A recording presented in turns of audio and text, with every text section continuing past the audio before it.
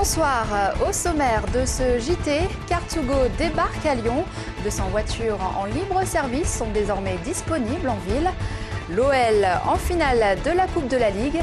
Hier soir à Lorient, les Lyonnais ont joué la prolongation et se sont finalement imposés 4-2. Et enfin, l'auteur-compositeur Thomas Fersen raconte l'histoire du soldat. Ça se passe cette semaine au Théâtre de la Renaissance d'Oulin.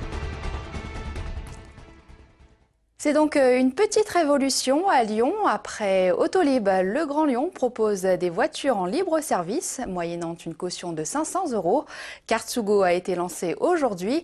200 Smart bleues et blanches vont envahir les rues de Lyon. Une première en France. Le concept existe déjà aux États-Unis et en Allemagne.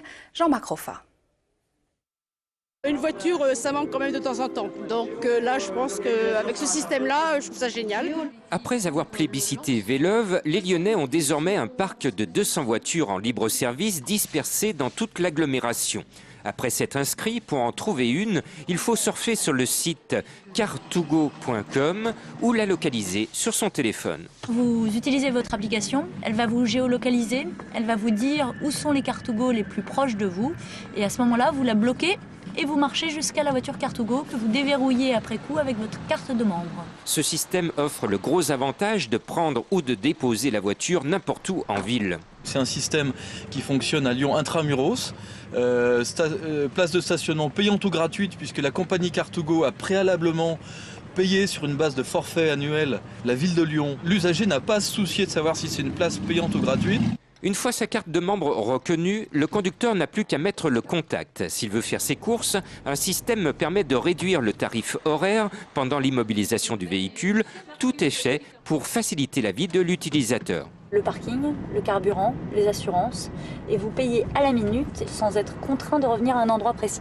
Ils sont déjà une centaine à s'être inscrits. Il faut dire qu'il y a actuellement une offre promotionnelle de 4,90 €. Autrement, c'est 29 centimes le kilomètre. Alors faites comme moi, prenez la ville en liberté avec cette nouvelle formule. Et puis on a appris cet après-midi que l'homme sauvagement agressé dans la nuit de samedi à dimanche sur les quais de Saône est décédé des suites de ses blessures.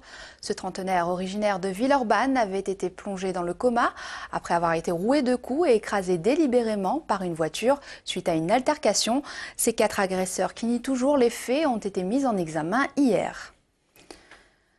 Des dessins qui font couler beaucoup d'encre. Stéphane Poncet, candidat FN aux législatives de Villeurbanne, pourrait se voir retirer son investiture. Après avoir publié sur son blog des caricatures stigmatisant étrangers et certaines religions, la direction de son parti l'a convoqué prochainement devant une commission des conflits. Marine Le Pen avait exprimé son désaccord après la parution de ses croquis. L'auteur, qui risque l'expulsion du Front National, parle lui de censure. On n'a plus le droit, effectivement, de faire aucune caricature, de critiquer le chef de l'État ou certaines communautés. Moi, je trouve, en tant qu'artiste, c'est inadmissible, c'est de la censure pure et simple. Vous considérez comme un artiste ? Moi, je suis désolé, c'est quand même un domaine artistique. Voilà, donc il y a l'homme politique et l'artiste. Il y a aussi un fond de vérité dans ses dessins. On ne fait que relater ce qui se passe aujourd'hui en France. Et je suis désolé, là-dessus, on ne va pas changer de discours. Xavier Bertrand en visite à Lyon. Dans le cadre d'un déplacement de 3 jours, le ministre du Travail s'est rendu à Caluire cet après-midi. Il a inauguré une nouvelle agence Pôle emploi. À noter que le ministre inaugurera demain le 16e mondial des métiers à Eurexpo.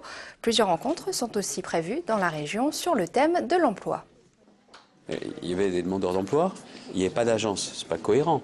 Là, le fait d'avoir regroupé, fusionné la NPE, les ACEDIC avec Pôle emploi, on peut avoir davantage de proximité. Et ici, dès qu'elle a été créée, cette agence, elle permet d'avoir plus de services, plus d'accompagnement. Et vous savez, dès qu'il y a plus d'accompagnement et de services, il y a des résultats. C'est comme ça.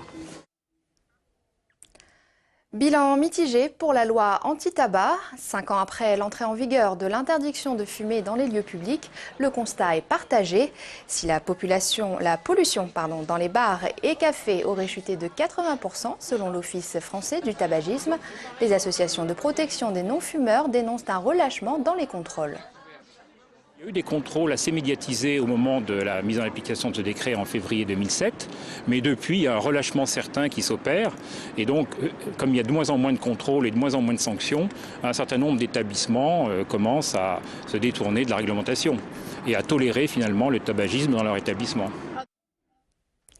La cathédrale Saint-Jean conservera bien son autel, actuellement en rénovation. Un projet de nouvel autel en pierre semi-précieuse d'Iran avait créé la polémique au sein du diocèse. Certains prêtres choqués par le coup avaient dénoncé ces travaux déplacés en temps de crise. Au terme d'un nouveau conseil presbytéral, le cardinal Barbarin a donc décidé de conserver l'ancien.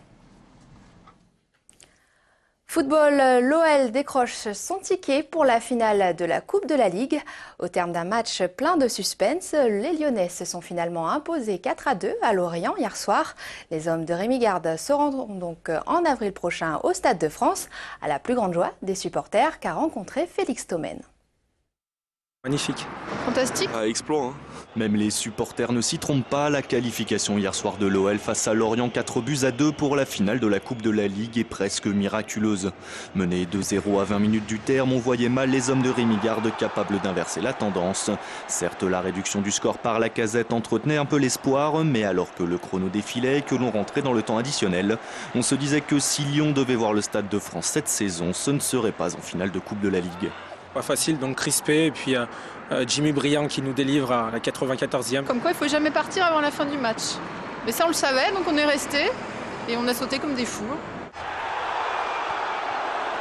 Alors nous aussi on est resté et on a vu Gomis puis plus tard Lacazette sceller définitivement dans la prolongation le sort de Merlu dépité et abattu par ce scénario hallucinant et offrir aux Lyonnais une 11e finale dans une coupe nationale, la 4e en Coupe de la Ligue, histoire de chercher un trophée qui échappe à l'OL depuis 2008. Obligé là, même deux. Allez deux, Coupe de France et Coupe de la Ligue. Je pense qu'on va gagner la finale. Ils doivent être motivés maintenant. J'espère qu'on va recevoir Marseille au Stade de France le 14 avril et pour pouvoir battre ces Marseillais. Son adversaire Lyon le connaîtra ce soir, ce sera Marseille ou Nice. Quoi qu'il en soit, après la qualification dans la douleur au tour précédent, celle inespérée en Champions League. Et alors que l'Olympique Lyonnais est encore engagé sur 4 tableaux, on peut se dire que oui, l'OL est peut-être de retour. Culture et ce spectacle surprenant à découvrir à partir de demain au Théâtre de la Renaissance d'Oulin. Un monologue en musique et en poème, Jasmine Sorg. À présent, je reprends mon bien.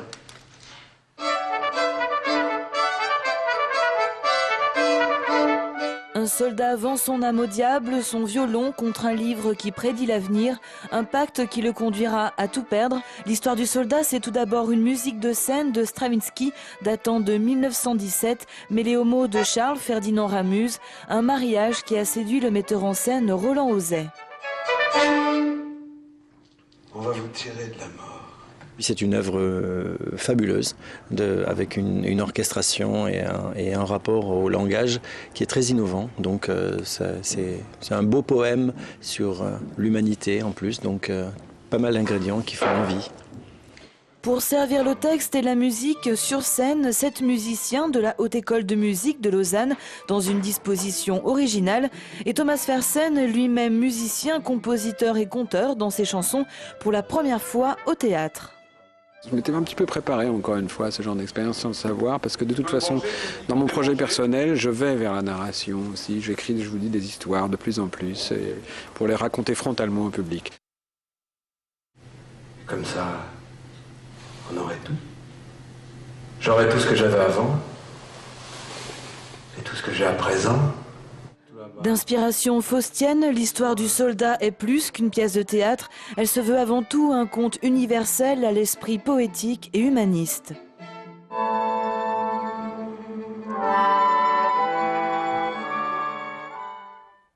Et c'est la fin de ce JT. Excellente soirée sur TLM.